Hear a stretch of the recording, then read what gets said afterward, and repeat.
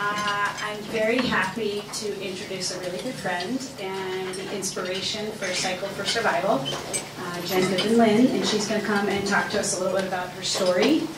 We are taping this, so welcome, Jen. Thank you for coming. Okay. This is more formal than I expected, so please, this should be like a really informal conversation, and please ask questions if you have.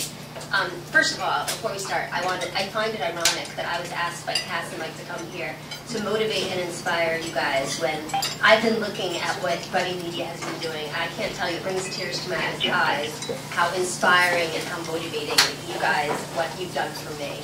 I will share with you my story. I've been battling cancer over the last 6 years, but the last few months have by far been the toughest battle that I've had to date. And 6 weeks ago, my doctor basically told me that if this one treatment he was going to put me back on, that I was on 6 years ago, that was really toxic, that I shouldn't go back on, but he had no other choice. If that didn't work, I probably wasn't going to make it more than 2 weeks. And Cass and Mike saw me 6-8 weeks ago. I had about 25 pounds of water weight because my tumors were retaining all this water, and my stomach was about out to here because my tumors were in my abdominal area.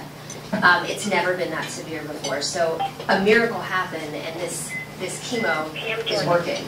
And so I am in a really odd space right now in that I feel truly like I've been given a new lease on life because I really didn't think I was going to be here. So to see what you guys are doing and to be home the last 6-8 weeks, suffering and battling through treatment and hoping and praying that things turn around, and to see all of you who I don't even know who have gotten motivated and inspired by the message of Cycle and what it's doing for people like me and so many people is just so meaningful. So before anything, I just want to thank you so much for what you're doing and give you guys a round of applause.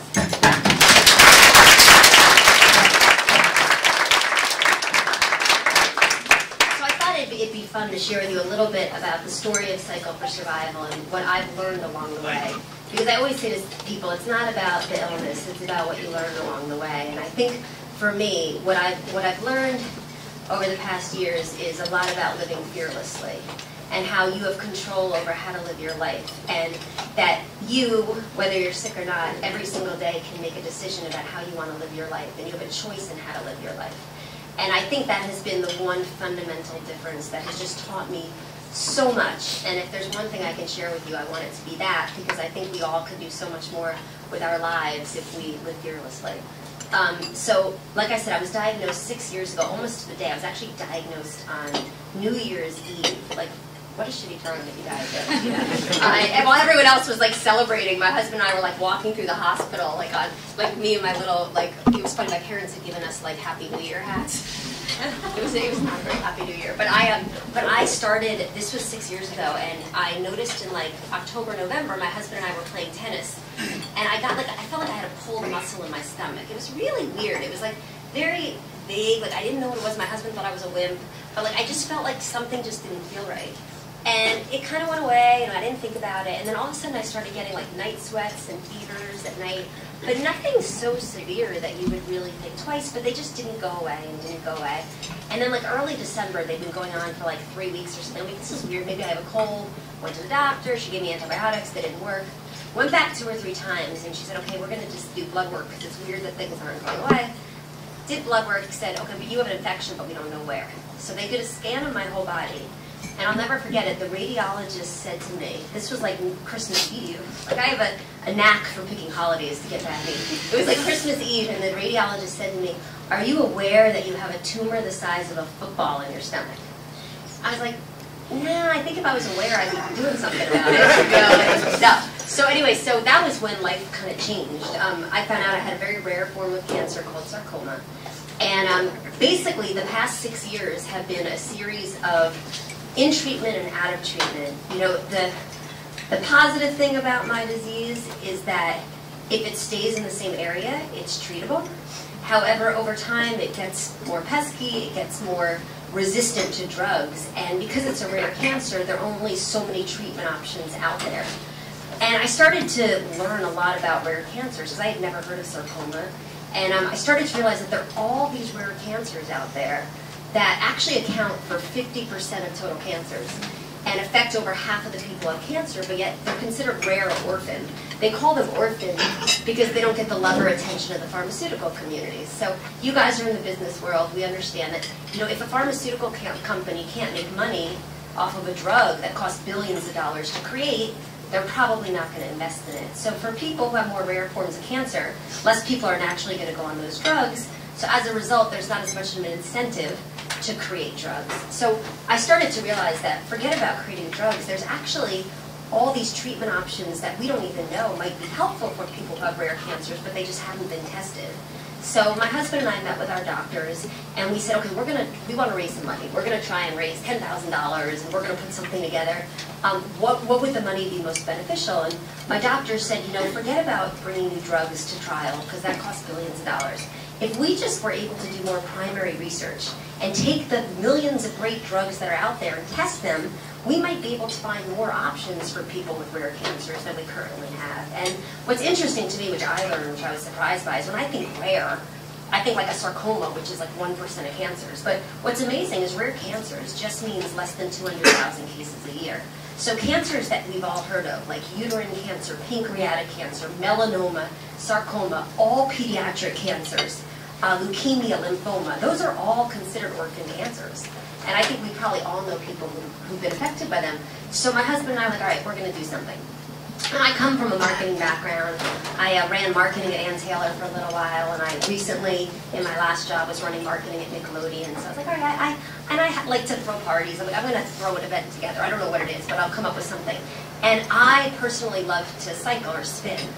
And when I got sick, spinning took on an even bigger meaning with me, because I found it really therapeutic. It was like when I went to the gym and the lights were off in that studio, it was like me against the cancer. And it was like every hill symbolized my push against the disease, and like I couldn't lose in the studio. You know, no one could tell me no one could tell me I wasn't going to beat this thing. And what was great is because it's a low impact workout, and for those of you who've done it, you can control the resistance. There were days that I felt horrible, but I could still go. And maybe I could only do 15 or 20 minutes. And then there were days that I felt better, that I could do an hour, but I always felt in control. I always felt like I can handle this, I can take it on. So I decided to create a cycling-a-thon. And you know, I just went to the local Equinox, which was Columbus Circle, which is my gym. And I said, hey, do you mind if I borrow your studio for a few hours? And we take over some bikes, and we get some instructors, and we raise some money. And it was funny because the woman said, okay, yeah, just don't tell corporate because I don't want to get in trouble. So she said, I'll give it to you Sunday afternoon when no one knows, but just don't tell anyone. And it was so funny because, so my husband and I, okay, so there were 50 bikes. And we said, we're going to have 50 teams. We're going to have people ride with family and friends, and they're going to raise money. And I remember, like, I found an email the other day that my husband said we should frame that was like me figuring out that if I asked 50 bikes for $500, what, that's $25,000 we might raise. And is that too much money? Is that asking for too much? And so we created this event, and we thought we'd raise at most $25,000, and then year one we raised over $200,000. And we were like, wow, we're on to something here. we don't know what it is. I wish I could say I knew it, but we're on to something here. And what was so interesting is there was really no blueprint. It came from passion. And I think that's one of the lessons to take from this, is that when you love something and you believe in something, you can make anything happen. You know, my husband and I never put a business plan together and said, this is how it's going to work. Like now, because it's so much bigger, we have to be a little bit more structured. But, you know, it came out of a passion, and it just grew from there. So we said, okay, well, we have to make year two bigger. How can we not? So we went back to this woman. Her name is Monique. And thank God now she's very well liked at Equinox, because they love this idea of it. She was worried for a while she was going to get fired. So I said to her, okay, Monique, year two, the only way we're going to be able to raise more money is if we double the number of bikes. So I need you to give me the studio for 8 hours instead of 4, because I need 100 bikes instead of 50. I said, which means you need to cancel a class or 2. She's like, okay, I'll do it, but don't tell corporate. Here's like a joke. They actually, Equinox had me speak last year at their corporate sales forum, but it was like a joke. By the end of the speech, everyone's like, but don't tell corporate, because we all kept on saying it over and over. So we created the event in year 2, and we raised $650,000. And what was amazing is not just the money and the momentum, but the good that these dollars were being put towards. Because 100% of the money we raised is able to go directly to cancer research. So what's amazing is that we were able to fund money right into research trials, which is very hard because I think a lot of other organizations, there's like a waiting period. And I think because I'm a patient, it became very important to me and personal to me that the money is invested as quickly as possible into making a difference. In fact, right now, we have a process with the hospital that within 3 months of the event, there has to be a proposal coming in from all the doctors and the money has to be out the door. They obviously have to meet certain criteria, but we don't want the money to sit around in a pot for a few years. We want to see a difference. And the fact that to date we funded 13 trials across leukemia, lymphoma, melanoma, sarcoma, pediatric neuroblastoma is unbelievable and unparalleled. So for me as a patient, it's always been very, very critical that that money makes a difference so quickly. So we raised almost $1 million, and it was year 3, and I had relapsed for the second or third time at this point, and my husband was saying, okay, this is now much bigger than just a little side event. We need to figure out what we do with it. So we went to Sloan Kettering, and they loved it, and they were so grateful. And they had been getting the money, but they hadn't been helping us run the event. And they said, this is fantastic. This is such a great way to get more involved. So they decided to take on the event with us. And we went to Equinox, and I went in and I said, I don't know if you know, but in this small gym at Columbus Circle, we've already raised $1 million. They said, who let you do that, Monique? And I was like, yeah. They're like, all right, Monique. So she was okay. But it was fantastic. And so, you know, now we're in year 5. We've already raised over $5 million. We are, you know, we started out in just 50 bikes, and now we're going to be over 1,000 bikes this year. New York, Chicago, Long Island, San Francisco we're going to this year, and all of these satellite teams across the country. And it's so exciting because what I always say is what's most gratifying to me is to see that the idea might have started with me, but it's been embraced by so many of you. And I think only, as you guys know, in the world of social media, an idea is only as good as the pass along value and what people think about it. And I think that's what's most gratifying for me is as I want to help people live fearlessly and realize that if you have a passion for something, you can figure out how to do it any way or any time or at any point in your life. What I love the most about Cycle is there are so many people there that day that are fighting through their fears. Whether it's that they get nervous about asking for money and all of a sudden they feel comfortable asking for money because they know it's such a good cause, or they've never gotten on a bike and they're nervous because they're not an athlete, but they get on a bike that day and they put the tension on low and they just learn and they're sweating and they're having fun. For me, what's most exciting about that day is just to see everyone kind of getting out of their comfort zone. Because I really do believe that life begins when we get out of our comfort zone. And when we start to realize that we have a choice in how we live, and that so much of our fear is anticipated versus reality. When we realize that, we can like unconsciously unleash everything that we're holding back. And I've been amazed that my life has become so much richer since my diagnosis. You know, you wouldn't think that I've had such a tough 6 years that I would be able to say that. But I feel like I have such a stronger sense of my purpose and what I'm here to do and what every minute means and what do I want to accomplish in that time. And I think it's just, I found that at work, and you know, I did a lot of business development in my jobs, and I was good, but I was never fantastic. I would never have a record like, oh, I met a client and they couldn't say no to me. But with Cycle for Survival, I probably over the years asked thousands of people to get involved in one way or another. And the big joke is only one person over the years has ever said no. And it was year 1, it was a nail salon down the street that I asked to donate a $7 manicure, and they said no, and they went out of business 2 months later. Karma's a bitch, right? But I just think it's really important to realize that, you know, this is not about someone who got sick who came up with an idea and made it happen. I think when people look and they get excited by my story and want to help, it's because they realize that we really are capable of doing anything. And when we live fearlessly and realize that we have a choice in how we want to live our life, we can make anything happen. And I really believe that, and you guys are proving that to me in what you've done with Buddy Media just in the past few months with Cycle. I can't tell you how impressed I am and excited, and I hear a lot of you are going to be there that day. I think it is a day that you will never forget. We hear from so many people, it is one of the most inspiring days of their year. My favorite quote was, I think it was 99% inspiration coupled with unbelievable perspiration. So you might sweat a little bit, but it's a fantastic day, and I think, like I said, you will feel like you can make anything happen. And if I think about what the goal of the event is, yes, it's to raise a lot of money for cancer and to make a difference, but it's really to help all of you realize that we are so powerful if we just put our mind to things. So thank you so much. I'm so happy to be here. Does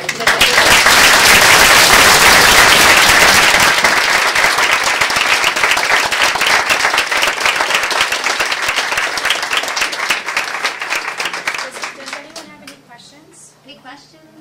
Serious, fun, personal, not personal?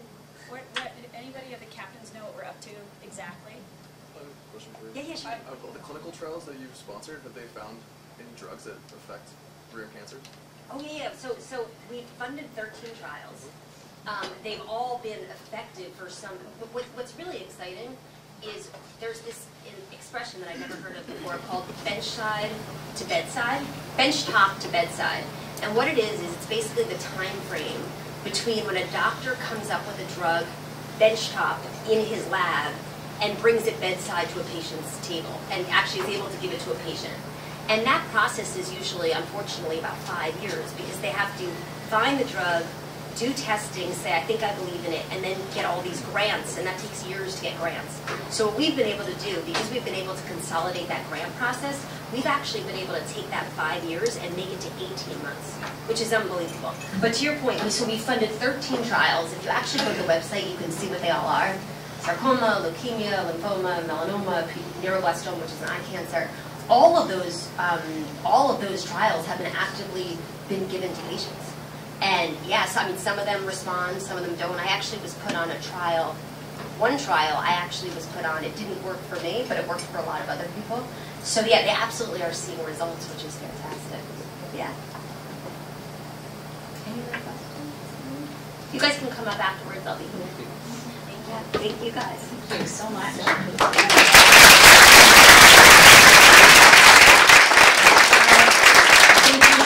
you very much. And I wanted to follow that up with, again, talking about why this is so important to Buddy Media, so that Jen could hear why we do this. So, yes, Jen is a good friend of mine, and I think everyone, like she said, has probably been affected with a friend or family with a rare cancer. We probably didn't even know it was a rare cancer because, as your definition was explained to us today, I think we learned something. I know I did, and I know I have. The reason why, and I wanted Jen to kind of hear this, the reason why Buddy Media is behind this, we have a couple reasons for Mike and me personally. Number one, we love you. Number two, what Jen represents to us and this whole idea of fearless and making every minute count is essential, I think, for us as a company, us as a community, us as human beings to move forward in a positive way. And I believe that our generation and the generations below us have kind of gotten away from what it means to give back. I know personally I had a mom who gave back to the community in which I was raised, both at school, whether it was fundraising or going to soup kitchens, and she brought us with us. And I think especially in a city environment, especially in what I feel is the entitled New York space, coupled with the internet and the sense of immediacy. Yes, I'm a Prime member of Amazon, so I get everything in 2 days. I won't get anything unless it says Prime next to it. I get away from doing. I get away from feeling what it's like to be in a community and give back.